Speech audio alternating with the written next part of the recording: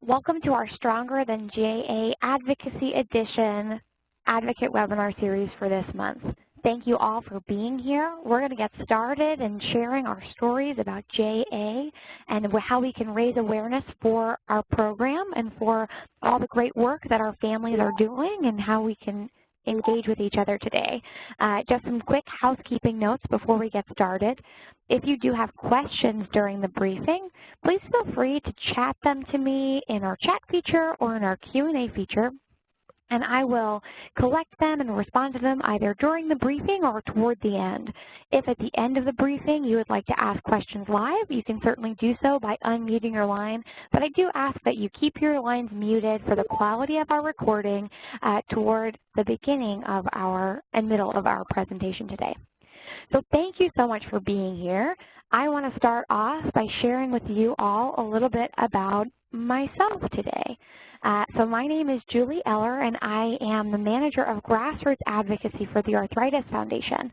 And today's webinar is particularly important to me because I have lived with juvenile arthritis since I was 7 years old. I was a tiny little ballerina for many years of my lifetime, and when I became sick with JA when I was 7 years old, it really changed the game for how I lived my life and how I expressed myself, and how I danced and how I interacted with friends and interacted with family and beyond. And it took me a long time to find my voice and find my story, but it really was advocacy that allowed me to take ownership of my JA story and become truly stronger than JA. So this is me now, and I'm really excited to be talking with you all today about how empowering sharing your patient story can be, how raising awareness can really change the dialogue around arthritis in our communities, and how we together as advocates for arthritis can help to sound the alarm, elevate our stories, and make change happen for people with arthritis, especially our kids. So thank you for joining us today on behalf of all JA patients around the country and around the world. Just by being here, you are indeed making a difference and making an impact. So let's talk today about what we can do to really change the game for people with arthritis. First off, I want to talk about Juvenile Arthritis Awareness Month, which is this July. We're halfway through the month, and this month we've seen families across the nation share their personal stories and showcase how they, in fact, are stronger than JA. And some of the ways that we do that is through participating at a juvenile arthritis conference, participating as an advocate in action alerts and in different ways online, participating in the ambassador program and doing some more face-to-face interaction with members of Congress or your state legislators. But the most important thing is that we are advocates. And what I like to remind people, especially in a briefing like this one, is that we have our definition of advocacy. And at the Arthritis Foundation, we define advocacy as direct interaction between yourself and a decision maker, like an elected official, a member of Congress, a regulator, and so on. But as someone touched by juvenile arthritis, I want to remind you that you are an advocate every single day. So when you are sharing your story with a fellow parent or a teacher or a friend or a family member who might not know that kids get arthritis too, that in and of itself is advocacy, and raising awareness is advocacy. And so when we approach advocacy, we can really embrace that fact, remember that we are all advocates and we have that transferable skill, and we can take that same story that we're sharing with another parent in our child's school and share it with your elected official and share it with that decision maker, tailor it for them a little bit, but that we're already doing this. So it's not intimidating. We have our stories. We're the experts in that. And we can see what we can do to make sure that we can translate that story in an elected official setting. So when we say that awareness makes us stronger than JA, I mean because by sharing our stories, we can change the dialogue. And my theme of the conversation today is that we're going to change our question marks to exclamation points. Instead of talking to people around our communities and saying, hey, kids get arthritis too, their response won't be a question, but it'll be an exclamation. Yes, we know that kids get arthritis too. So being a part of this webinar, being a part of this community, you all are seeds of change, and we can plant them and help raise awareness behind them until we grow into this community that really understands the urgency behind our dialogue, the urgency behind the fact that kids get arthritis too. So I know that anybody who's ever told anyone that kids get arthritis too gets a response like, I didn't know that. I thought that that was a grandparent's disease. I know in my personal patient experience, I have received that response for many years, even into my adult life. People always look at me and say, hey, you're too young to have arthritis. What are you saying? And ways that I help to change their mind are by sharing what arthritis might feel like or what that experience was like being in elementary school and also being a patient. When we're honest and authentic in sharing that story, we can change the dialogue. But if we don't, well, then who will? So we can take comfort in the fact that our advocates around the Arthritis Foundation are sharing those stories with elected officials, and we are sharing those stories with our communities across the nation. And after time, we can really impact our access by helping to change that question of kids get arthritis too into a yes, kids get arthritis too exclamation point. And that's just a little bit of a broad and exciting way to say, yes, kids get arthritis too, and awareness makes a difference. But I want to really illustrate that for you and help to make sure that you fully embrace how much awareness can make a difference. And so first I want to start off with this little quote from Margaret Mead. Never doubt that a small group of thoughtful and committed citizens can change the world. Indeed, it is the only thing that ever has. As an advocate for arthritis, you are a part of a small group of thoughtful and committed citizens. And we're going to go through a case study right now of how someone in our community, our JA community, has helped to change that dialogue. And we're going to talk about Danny Hiley and Glory Hiley from Montana to talk about what they did this past year to change that dialogue around juvenile arthritis. So Danny and her mother are benefits of the Children's Health Insurance Program. Now, this is a program that exists to help make sure that children with chronic illness and beyond have access to the health insurance that they desperately need. And earlier in 2017, the funding for this Children's Health Insurance Program was allowed to lapse by Congress. They allowed it to expire, and the program was in danger of ending coverage for all of these kids around the country who were benefiting. Now, Danny was diagnosed with juvenile idiopathic arthritis at 18 months old, and she lost her ability to walk. But because of CHIP, Danny was able to access miracle medications that allowed her to regain that ability. It was amazing.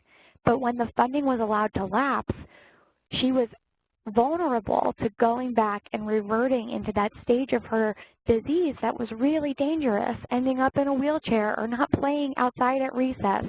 Well, Danny's story was shared with her senator, Senator Daines in Montana. And Senator Daines heard Danny's story and was touched by it. And indeed, he shared Danny's story with his colleagues, and he did so in a very public way. He took to the Senate floor, and he shared a picture of Danny, and he said, hey, everyone, this is why the Children's Health Insurance Program is important. And as he shared that story, more people started to listen. And she was part of the awareness that we had in Congress that, hey, kids get arthritis too, and they need access to health insurance just as much as anyone else. And so Senator Daines shared Danny's story, not only with his colleagues, but with his constituents. And he helped to sound the alarm around juvenile arthritis. He tweeted about her and tweeted about her access to insurance through the Children's Health Insurance Program. He invited her to come to Washington, D.C. with her mom. He had her face-to-face in his office, and they talked about juvenile arthritis and the many priorities that we have. And the reason that they were doing all of this was because Danny's story helped to encourage their colleagues in Congress to fund the Children's Health Insurance Program and reauthorize the program for 6 years. So thanks to Danny and the awareness around her story, thanks to Senator Daines and his colleagues in Congress who reauthorized this program, we were able to have this major success for people with arthritis and similar chronic diseases in this space. And none of that would have been possible had it not been for a concerted group of citizens sharing her story and sharing stories like hers. And the effect is just amazing because we see that it really does pay it forward. When we share Danny's story, it gets to a decision maker. When the decision maker gets that story, it gets to full communities. So because of Danny, because of Senator Daines, because of the social media push, she appeared on Twitter and on Snapchat, and she was invited to attend as Senator Daines' special guest this year's State of the Union address. That is an amazing, amazing thing. And no, it won't happen every time we share a story like Danny's or like your child's or like my own. It certainly does happen, and we can see that as a tangible evidence of change. People are intrigued by juvenile arthritis, and we can help them understand to a greater level. So this impact that we have is just one example of ways that we can impact. And I want to share with you today, while CHIP has been reauthorized and we can check that off of our list, we do have additional legislative asks that we can really showcase in the juvenile arthritis space. And one is one you've probably heard of before. We have a pediatric rheumatology shortage in the U.S., and we are desperately seeking to address it through legislation. So today, let's talk about a little bit of what we have done about it, what we can do about it, and what we can do to help encourage people to raise awareness broadly. So here are some stats around our pediatric rheumatology shortage and why it's so important. We have an estimated 300,000 children in the U.S. living with juvenile arthritis. That number is made more staggering when we consider that there are only 350 board-certified and practicing pediatric rheumatologists. That's only one doctor for every 900 kids with arthritis. And if that stat wasn't enough, we can translate that. We know that only 25% of kids with arthritis are able to see a pediatric rheumatologist. We also know that the workforce is aging, with the average pediatric rheumatologist in his or her early to mid-50s, approaching retirement. And we really, when we dig deep on these numbers, we see that a child with a rheumatic disease, must travel an average of 57 miles to see a pediatric rheumatologist. That is more than double the average number of miles for other pediatric subspecialties. If that doesn't sound like a problem, I don't know what does. There are 8 states that don't have any pediatric rheumatologists at all. That is something that we can address through legislation that helps to increase our access to care in underserved areas. So let's look a little bit beyond these numbers. Yes, we know that we have children who are not able to access the doctors that they need, but what does that mean for a kid with arthritis? Well, we all know a little bit of what that might mean in our care. It might mean not having someone who can offer that best medication or treatment that is critical for that early disease management, not knowing what to get and allowing those joints to have further deterioration or degradation, more pain and swelling. But it also might mean that the doctor who you're seeing might be a pediatrician or an adult rheumatologist, someone who's not specialized in those concerns that you might have as a pediatric patient. We want to make sure that the kids who have arthritis in the U.S. are seeing the right doctor for their care. We want them to be able to identify those potential issues with treatment or potential issues or comorbidities that might creep up. We want them to be aware of cutting-edge research and clinical trial opportunities. And these are things that are possible if a pediatric rheumatologist exists in your area. Now, this is the kind of thing that we see every day in our space, that we have children with arthritis who don't have access to the care that they need. One way that we can help to address it is the Ensuring Children's Access to Specialty Care Act. This is legislation to make pediatric subspecialties eligible for loan repayment under the Public Health Service Corps. That's wordy, so let me explain it a little bit further. The Ensuring Children's Access to Specialty Care Act is a bipartisan piece of legislation that has been introduced in a number of different Congresses.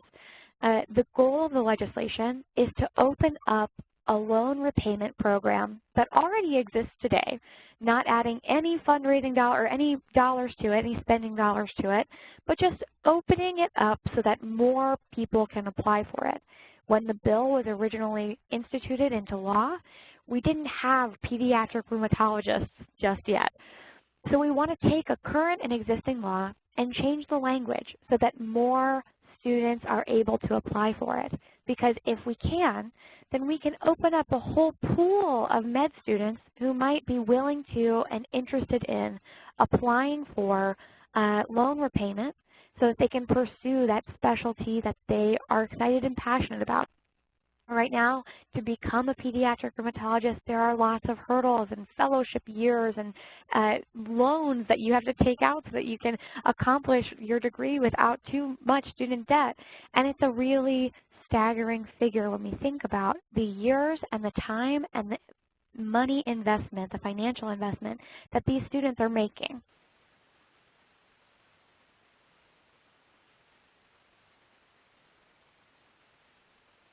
This particular loan repayment would allow our students to receive payment if selected for this program and then be set up in a community of an underserved community. So we could institute or we could establish these pediatric rheumatologists in cities and in states where we don't have any at all.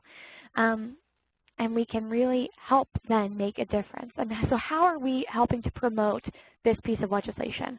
Well, it was one of our precision advocacy asks at our Platinum Ambassador Assembly this year. We had families go to Capitol Hill and meet with their members of Congress and say, hey, this is an important thing for families like mine. Here is why.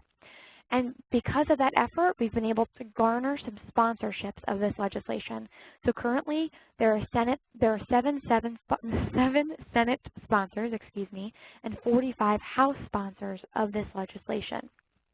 Our Senate sponsors are Senator Roy Blunt and Senator Jack Reed, and their colleagues have supported them as well. I'm going to shift to the next slide, which shows you our House sponsors, which is a longer list, and I want to keep this up so you have some time to look at it and see if your member of Congress is on this list. Our sponsors are incredibly important in helping promote this piece of legislation. And our efforts today to raise awareness for juvenile arthritis are going to be directed at helping to increase sponsorship of this legislation. And I want to talk to you all about ways that we've been doing that so far. So during our Platinum Ambassador Assembly, many of you may have participated in our virtual assembly where you held up signs that said why you advocate for arthritis every day. Many of you held signs with your children or your friends or your dogs to talk about juvenile arthritis and why that is important. Those pictures are a part of an awareness campaign that we are so excited to use for awareness issues like this one.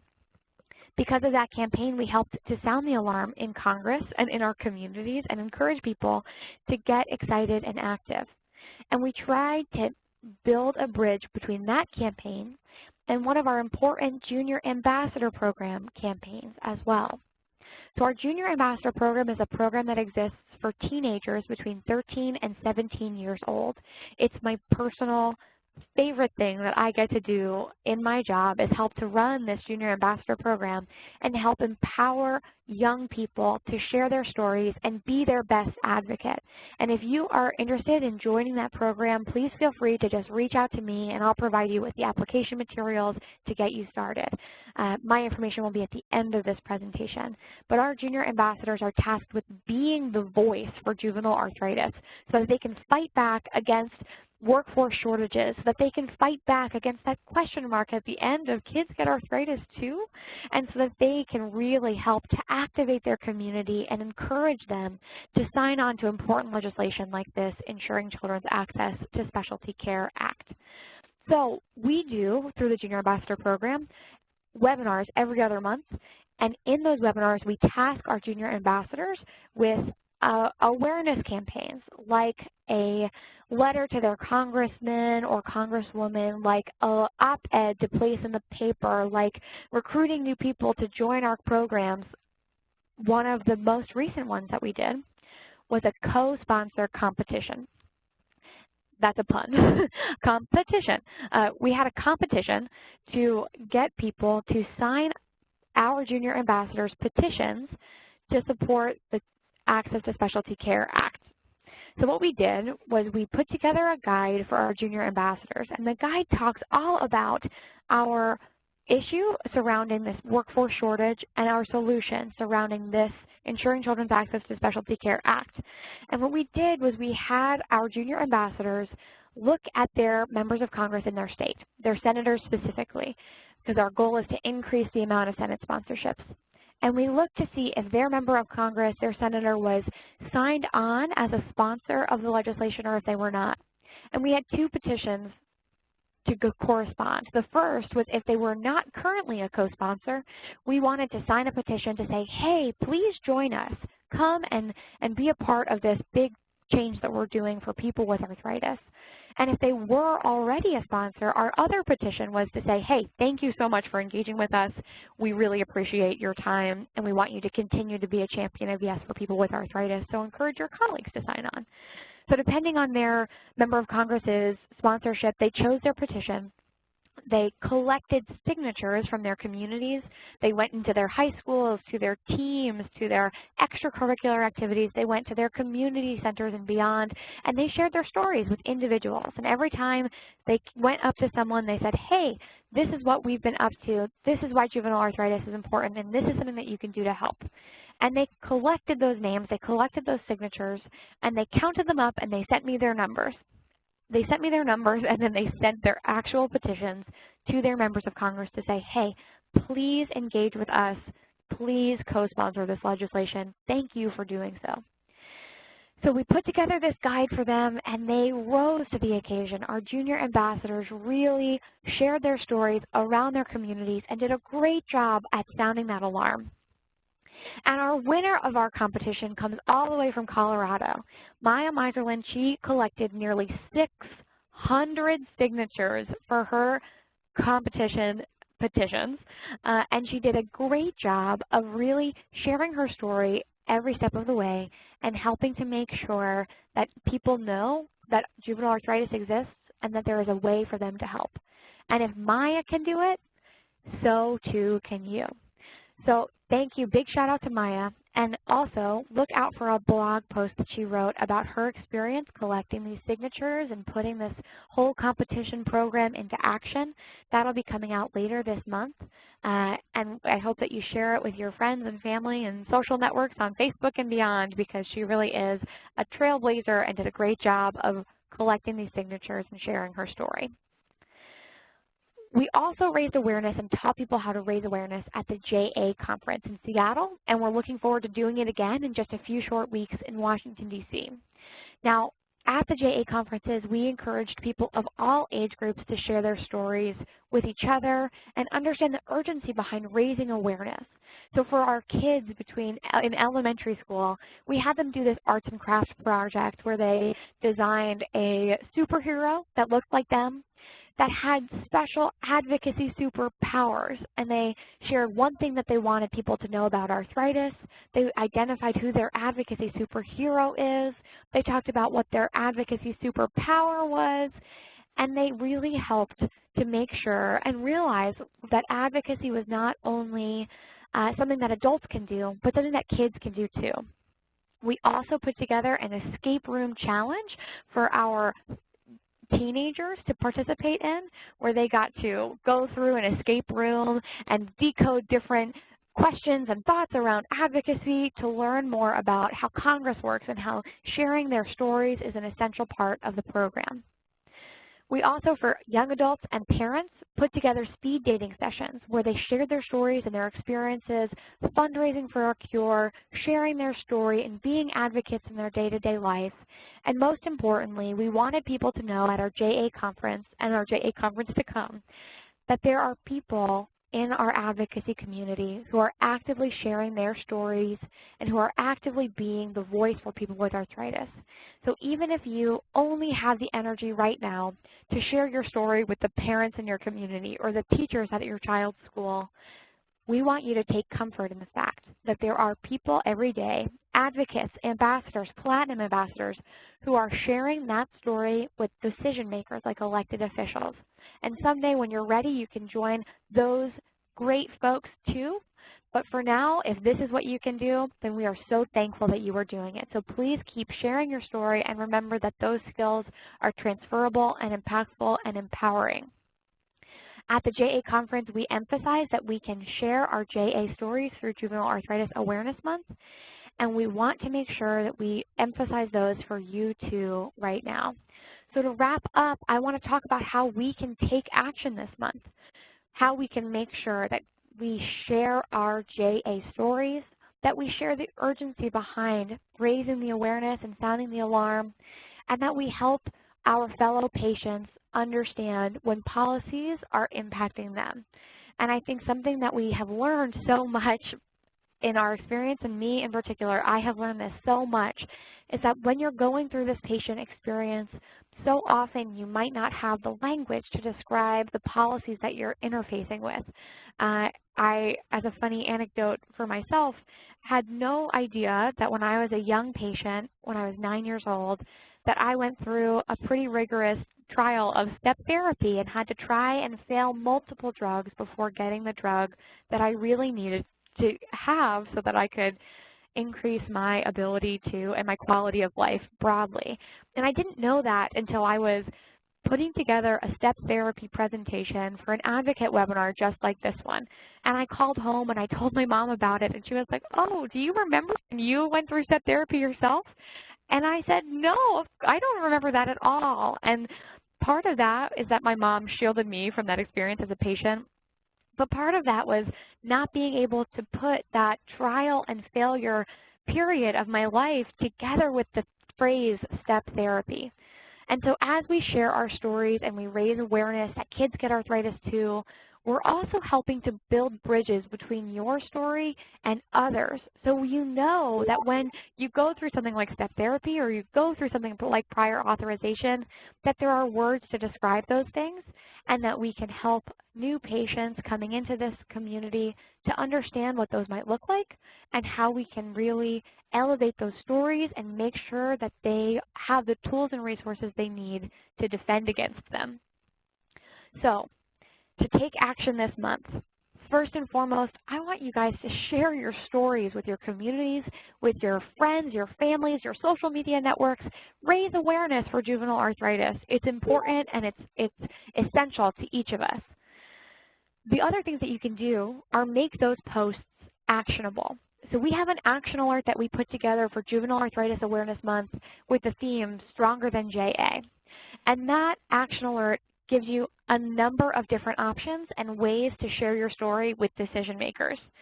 We can write our members of Congress with a simple letter through our Action Center that is a one-click and done. You have a pre-formatted message ready to go for you, and you can add it and edit it and share your story along with it and just press send, and it'll go to your decision makers, your elected officials. It will auto-populate based on your elected official, your member of Congress's voting status. So if they are a co-sponsor of the Ensuring Children's Access to Specialty Care Act, you'll get a thank you message. And if they're not, you'll get a message that says, please join us. We're doing something exciting and cool, and we want you to be a part of it. The same is true for the tweet option, the Facebook post, and the phone call.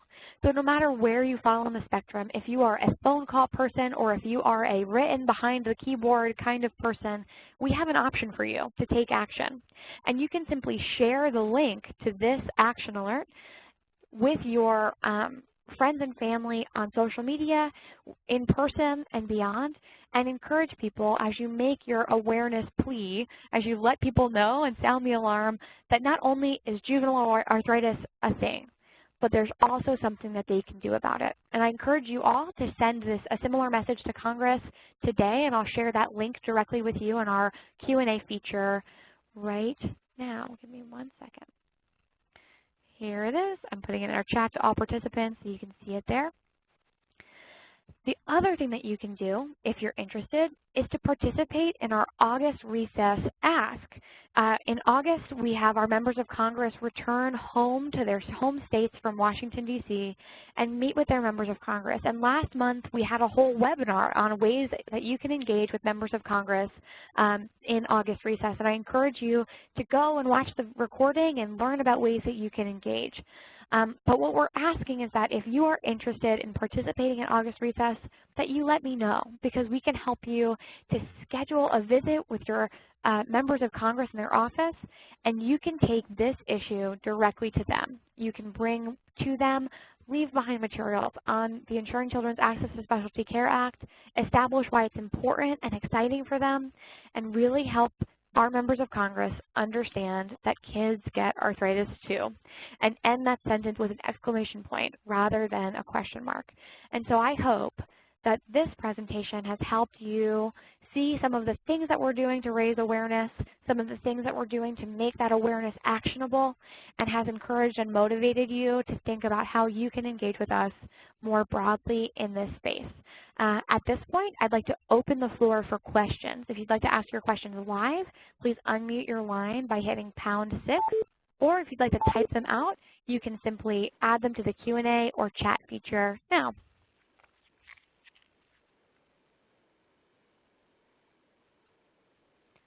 Awesome. Well, I'm taking the silence as a resounding, yes, juvenile arthritis is important, and we're going to raise awareness around it, and I feel empowered and motivated to do so. And please, if you have any questions that you'd like to ask after this webinar, feel free to contact me. I am always here to talk with you and strategize with you about ways that we can make our advocacy the most impactful it can be. You can reach out to me at jeller@arthritis.org. Give me a phone call at 202-843-0094, or send me a tweet to Julie Eller AF. And I really appreciate all that you do every day to share your stories and engage with our community. So thank you very much, and have a wonderful July and week.